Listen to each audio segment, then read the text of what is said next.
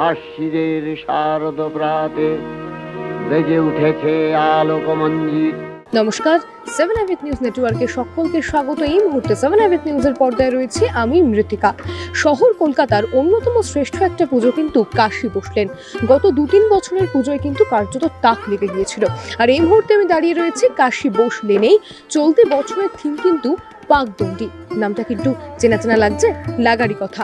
লীলা মজুমদারের আত্মজীবনী এবং পুরো মণ্ডপ জুড়েই কিন্তু রয়েছে লীলা মজুমদারের বিভিন্ন গল্প, মানে যেটাকে বলে একেবারে শিশু সাহিত্য। এবং সেই সাহিত্যের মধ্যে দিয়েই কিন্তু একটা উপলব্ধি। কি সেই উপলব্ধি আমি ঘুরিয়ে দেখানোর চেষ্টা করব আপনাদের। এই মুহূর্তে আমরা রয়েছি কাশী বসলেনের একেবারে মণ্ডপের ভেতর, অর্থাৎ এই জায়গাটা যে আমি দেখাচ্ছি এটা হতে চলেছে আপনাদের একেবারে এন্ট্রান্স।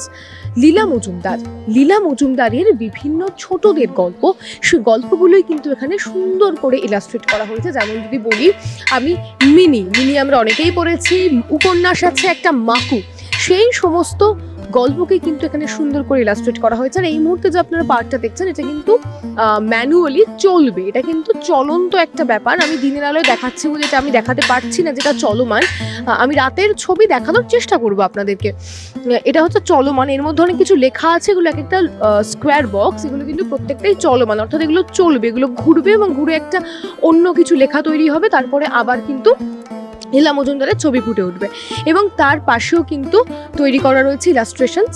এগুলো কার্যত লীলা মজুমদারের, যেহেতু আমরা শিশু সাহিত্য, তার মধ্যে কিন্তু আমরা বেশ পাইনের বন, ঝাউয়ের বনের একটা ইলাস্ট্রেশন পাই, যারা আমরা পড়েছি তারা আমরা জানি। তো এখানে কিন্তু সেরকমভাবেই টিন দিয়ে, ওই টিন লোহা দিয়ে কিন্তু ওরমভাবেই ওই ইলাস্ট্রেশনসগুলো কিন্তু এখানে খুব সুন্দর করে করা হয়েছে। আমরা কিন্তু ডে লাইটের ছবিটা আপনাদেরকে দেখাচ্ছি, রাতের ছবিটা কিন্তু সম্পূর্ণ বদলে যাবে। আমার মনে হয় আরো সুন্দর কিন্তু দেখতে লাগবে। তবে থিম লীলা মজুমদার। পাকদণ্ডী নামটা কেন বলি? পাকদণ্ডী হলো লীলা মজুমদারের জীবনীর নাম, সুতরাং পাকদণ্ডী কিন্তু এই জন্যই থিমটিকে রাখা হয়েছে। এবার আপনারা যখন আসবেন, এসে দেখবেন, আপনাদের তো ভীষণ ভালো লাগবে।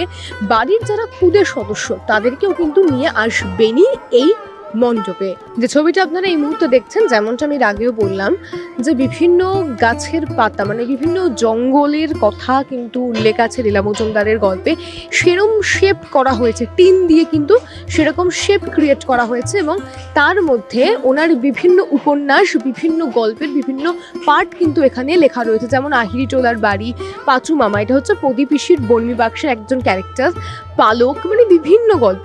আসলে লীলা মজুমদারকে আমরা যতই বলি শিশু সাহিত্যিক, উনি শিশুদের বিভিন্ন উপন্যাস, বিভিন্ন গল্পের মধ্যে দিয়ে কিন্তু বড়দেরকেও অনেক কিছু শিখিয়ে গেছেন।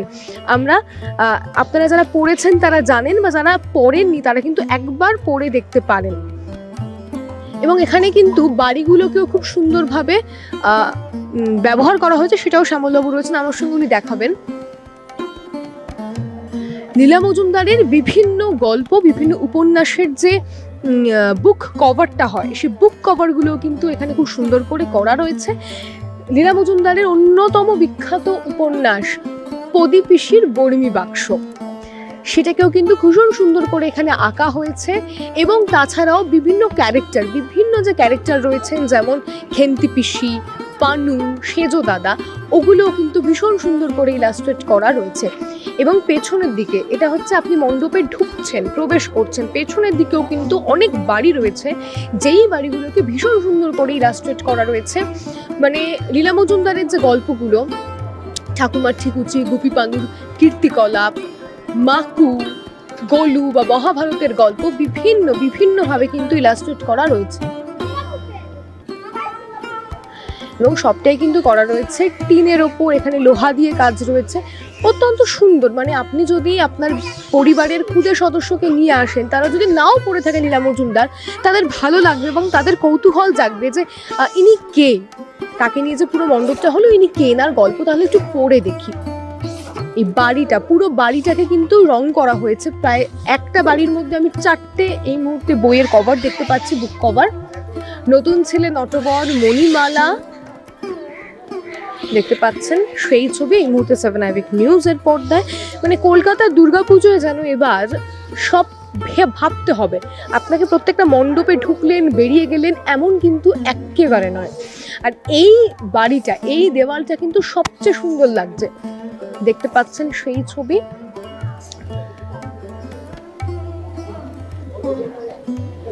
খুব সুন্দর একেবারে কালারফুল একটা অ্যাটমসফিয়ার তৈরি করা হয়েছে এবং রাত্রিবেলায় এর মধ্যে যখন আলো ঢুকবে না আরো সুন্দর দেখতে লাগবে। যখন আলোর ইনস্টলেশনগুলো হবে দেখতে পাবেন তখন আরও কিন্তু দেখতে সুন্দর লাগবে।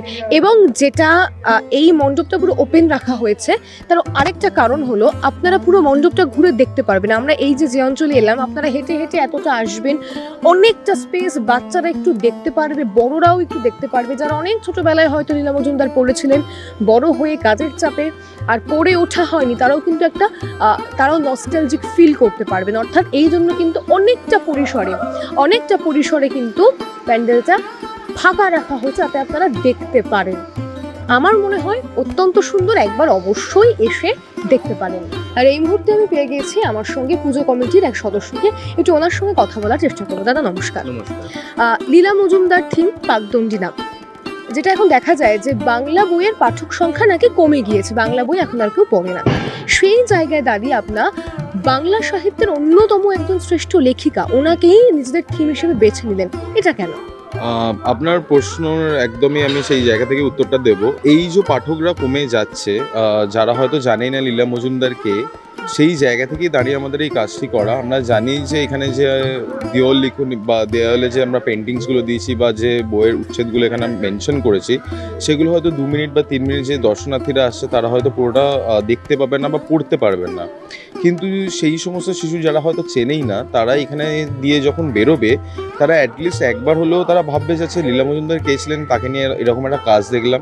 ওই যে মনে দাগটা কেটে যাবে, সেইখানে যে ওই অ্যাওয়ারনেসটা বা যারা হয়তো এখন বই পড়ে না, একবার ওই ফিরিয়ে নিয়ে যাওয়া সেই জায়গাটাই আমাদের মনে হয়েছে যে একটা দুর্গাপুজোর মতো প্ল্যাটফর্ম থেকে সেই ওই টানটা আবার তৈরি করা। মানে একটা এই দুর্গাপুজোতেও তো একটা আর্ট ফর্ম, আর যেটা বই বা কবিতা বা গদ্য সেটাও একটা আর্ট ফর্ম। তো সেই একটা আর্টকে দিয়ে আর একটা আর্টিস্টকে ট্রিবিউট, সেটাই আমাদের এবারে উপস্থাপনা।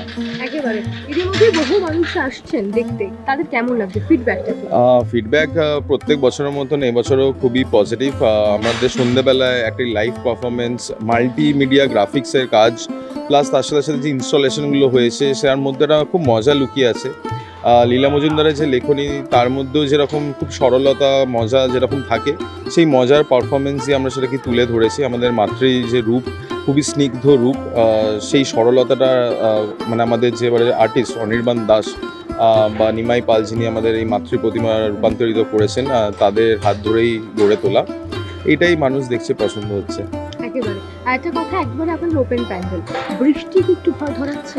কিছুটা হলেও ওপেন প্যান্ডেল অ্যাকচুয়ালি করা হয়েছে। তার কারণ হচ্ছে এই পাকদণ্ডিটা, এই পুরো যে জায়গাটা আমরা চাই যে যেন দর্শনার্থী ঘুরুক, সেইটা খোলা আকাশের নিচে হলেই সেই তবে ওই কানেকশন বা ওই রকম একটা অ্যাটমসফিয়ার তৈরি করা পসিবল। বৃষ্টি তো হবেই, সে তো কিছু করার নেই, বাট ঠিক আছে, দেখা যাক কি হয়। আমরা খুব পজিটিভভাবে এগোচ্ছি, দেখা যাক, মা তো আছেই। আমার নাম জয়েন্দ্র।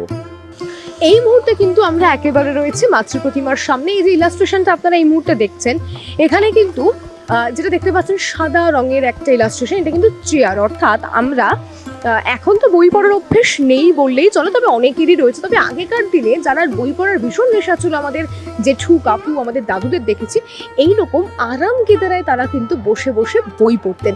সেই ফিলটা দিতেই কিন্তু এখানে এরম বেশ কিছু আরাম কেদারা সুন্দরভাবে কিন্তু এখানে ইনস্টল করা রয়েছে। তারপরে আমরা নেমে আসছি মাতৃমূর্তিতে। অপরূপ সুন্দর মাতৃমূর্তি। আমরা যেমনটা জানি লীলা মজুমদার লিখতেন বাচ্চাদের জন্য। লীলা মজুমদারের লেখায় একটা অদ্ভুত সরলতা ছিল। উনি অনেক কঠিন কঠিন কথা, অনেক কঠিন কঠিন অনুভূতিও তার লেখার সরলতায় বুঝিয়ে দিতেন। আর এখানে কিন্তু মাতৃমূর্তিতেও রয়েছে সেরকম একটা সরল ভাবনা। মানে মাতৃমূর্তি দেখলেই আপনার মনে হবে একটা স্নিগ্ধ, সরল, সুন্দর মাতৃমূর্তি, যার মধ্যে কোনো ঘোর প্যাচ নেই, যার মধ্যে মানে অসুরকে হত্যা করার যে আমরা মুহূর্তগুলো সাক্ষী থাকি সেরকম কিন্তু কোনো ব্যাপার নেই। বাচ্চাদের কিন্তু ভীষণ ভালো লাগবে, মানে আমারও ভীষণ ভালো লাগছে, আশা করি বড়দেরও ভালো লাগবে।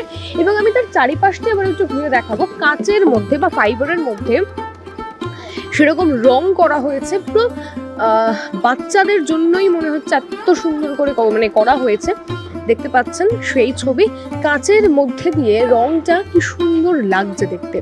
সেখানে বাচ্চারা যেরকম গ্রাম ভেবে অভ্যস্ত সেরকম গ্রামের বাড়ি রয়েছে, বাচ্চারা যেরকম মেঘ আঁকে সেরকম মেঘ রয়েছে, খুব সুন্দর রয়েছে, খুব খুব সুন্দরভাবে কিন্তু এই পার্টটা করা রয়েছে, অর্থাৎ এটা রাতের ছবি যদি আপনাদের দেখাতে পারি অবশ্যই চেষ্টা করব দেখানোর। রাতে কিন্তু এগুলোর মধ্যে আলোর একটা ইনস্টলেশন হবে, এটাকে আরো সুন্দর দেখতে লাগবে। তবে দিনের বেলাও কিন্তু খারাপ লাগছে না দেখতে, খুবই সুন্দর লাগছে।